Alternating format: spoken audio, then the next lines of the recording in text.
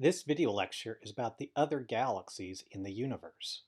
The lecture outline starts off with how we know these fuzzy objects are actually separate entities apart from the Milky Way. Because just by looking at them through the telescope, they could be small nearby things like forming planetary systems within the Milky Way, or they could be large, faraway things outside of the Milky Way. Like we had to do with the planets and with the stars, in order to compare these fuzzy objects with each other and with our home galaxy, you need to measure the distances to them. Just about everything in astronomy starts with the distance. Milton Humason and Edwin Hubble solved the question of what are these spiral nebulae in the 1920s by finding distances to the nearby galaxies, starting with the Andromeda Galaxy. Guess which type of important variable star they found in the mid-1920s residing in the Andromeda Galaxy? Cepheid variables. The distance derived for the Andromeda Galaxy from the period luminosity relation of Cepheid variables and the inverse square law was much too large to be inside even the largest possible size considered for the Milky Way. It was a separate galaxy. Other fuzzy patches turned out to be also very far away, well outside the Milky Way. We now know that the Milky Way is just one of many billions of galaxies in the observable universe and is in a typical spot in the universe. Step by step, we have followed the directions set out first by Nicholas Copernicus over 400 years ago of removing us from a special place in the universe. The Earth is not the center of the solar system. The Sun is not at the center of the galaxy. And our galaxy is tucked away in some nondescript corner of the universe. Next slide. A decade before Humason and Hubble were finding distances to galaxies, Vesto Slipher found that over 40 of the fuzzy nebulae had redshifted spectra, which meant they were moving away from us. Using Cepheid variable distances coupled with Slipher's Doppler shift measurements, and some others of their own, Hubble and Humason discovered a surprising relationship when speed was plotted versus their distance. More distant galaxies have larger redshifts, which means more distant galaxies are moving faster away from us. 2 years before Hubble made their results public, Georges Lemaitre in Belgium predicted such a relationship should arise as a result of Einstein's theory of general relativity. Hubble did a much better job in publicizing his results, so the relationship was called the Hubble Law for many decades, and it wasn't until 2018 that Georges Lemaitre contribution was finally recognized and the relationship was renamed the Hubble-Lemaître Law. At first glance, it seems that we're at the center and we've committed some galactic error of behavior, so everyone's moving away from us. But no, the Hubble-Lemaître Law shows, in fact, that the universe is expanding uniformly. Every galaxy cluster is moving away from every other galaxy group, so every galaxy sees the same Hubble-Lemaître Law. There is no galaxy at the center of the expansion because there is no center to the expansion. This illustration shows what's going on. The space between galaxies expands by the same factor, so for example, every 10 megaparsecs of distance becomes 15 megaparsecs of distance in a given time interval. The galaxies are carried along with this expansion of the entire coordinate system, or grid work. The figure also shows that the space inside a galaxy, or even inside a galaxy cluster, does not expand because the internal gravity of the galaxy and of the galaxy cluster members for each other overcomes that Hubble-Lemaître expansion. This is why the Hubble-Lemaître law applies for only the very large distances. The next figure shows a two-dimensional example of the Hubble-Lemaître law and how with a uniform expansion, every galaxy is going to see the same expansion factor, and that galaxies farther away will appear to move faster away. One last thing before we move on. Because more distant galaxies are moving faster away from us, it means that when we look at galaxies with large redshifts, we are seeing them as they were long ago. Next slide. This slide shows the three basic types of galaxies as classified by Hubble. Ellipticals and spirals, which could be regular spirals with arms coming right out of the nucleus, or from the ends of a bar of gas and dust going through the center, and a catch-all bin for all the ones without definite structure, called the irregulars. At the time Hubble came up with this sequence, it was thought it might show how one galaxy could develop into another type of galaxy. We now know that galaxies left alone will not turn into another type of galaxy.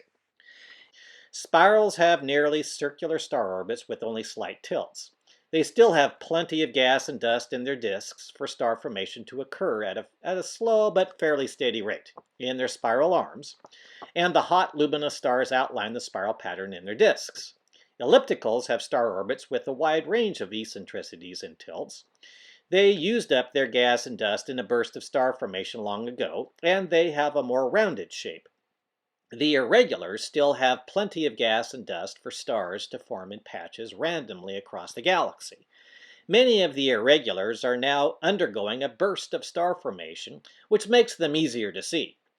We now know that galaxies left alone will not turn into another type of galaxy because each type of galaxy has very old stars.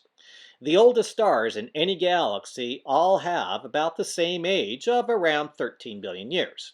This means that spirals form as spirals, ellipticals form as ellipticals, and irregulars form as irregulars. The key phrase here is left alone. Galaxies do like to group together, and they can bump into each other. Next slide. Galaxies love to cluster together. Their mutual gravity can draw galaxies together into a cluster that is several millions of light years across. The Milky Way is part of a small cluster of 50 to 100 galaxies called the Local Group, about 3 million light years across, with the largest members, the Milky Way and the Andromeda Galaxy, at opposite ends of the Local Group. Most of the galaxies of the Local Group are small dwarf galaxies of a few 100 million to a few billion stars each. Galaxy clusters attract each other to produce superclusters of tens to hundreds of clusters. Their mutual gravity binds them together into long filaments, thin string-like structures, 300 to 900 million light years long, 150 to 300 million light years wide, and 15 to 30 million light years thick on average. Recall that about 3 light years makes 1 parsec. The discovery of these huge structures was made from years of taking Doppler shifts of thousands of galaxies. The Doppler shifts of the galaxies were converted to distances using the Hubble-Lemaître Law. Between the filamentary superclusters are huge voids with very few, if any, galaxies. The voids are typically 150 million light years across. What all the large-scale surveys show is a lacy web-like structure to the distribution of galaxies, which is really obvious in the cosmic web link. You can think of the large-scale structure being like soap bubbles with the galaxy clusters along the boundaries, where the bubbles touch, and the voids being the inside of the bubbles. There are no larger structures than superclusters. Compared to the size of individual galaxies, the galaxies that are members of a cluster are not that far apart from each other, just a few galaxy widths from their neighbors. That means they're likely to bump into each other sometimes over the past several billion years of time. When galaxies collide into each other, their stars don't hit each other because the stars themselves are mere pinpricks compared to the distances between the stars. The gravitational field of the galaxies are really messed up, so the star orbits are greatly distorted. The molecular clouds, though, are many light years across, so the molecular clouds of one galaxy will bump into the molecular clouds of the other galaxy. As the molecular clouds hit each other, they compress and produce a large amount of stars in a short time frame, like a bunch of fireworks going off at once. Astronomically speaking, of course. These collisions take place over hundreds of millions to billions of years, so we use supercomputer simulations of the gravity and gas dynamics to model what happens. The Andromeda Galaxy actually has a blue shift instead of a red shift, and it will collide with the Milky Way in a few billion years. Hundreds of supercomputer simulations show that spiral galaxies are relatively fragile, so the spiral structure is disrupted when spiral galaxies crash into each other. The result is often something that looks like an elliptical galaxy. A small galaxy punching through the middle of a spiral galaxy can make a ring galaxy. Large spiral galaxies hit by small dwarf galaxies can still often maintain some sort of spiral structure. Check out the videos of galaxy collision simulations. There are other links in the textbook website. At the centers of rich clusters of galaxies, those made of thousands of galaxies, we find giant ellipticals with trillions of stars that have multiple nuclei, which are all that remain of the galaxies that were cannibalized. M87 in the Virgo cluster, shown here, is one example. The rich clusters have their spiral galaxies all at the outer boundaries of the cluster because the spiral galaxies that were closer to the center had their spiral structure destroyed with all the collisions going on. When we look to very great distances, we see galaxies with a lot more distorted structures. That's because we are seeing the universe as it was long ago when galaxies were closer together, and there were more collisions happening than now. Our own galaxy, the Milky Way, has cannibalized several or many smaller galaxies in its lifetime, so it is now a fairly large galaxy as far as galaxies go. But it is still much smaller than a typical giant elliptical galaxy like M87 at the core of rich galaxy clusters. Galaxy collisions will dump gas and dust into the compressed cores of galaxies. The great majority of galaxies have a supermassive black hole at their centers, so all that gas and dust being dumped into the galaxy cores can create all sorts of activity, which is the subject of the active galaxies lecture in this set.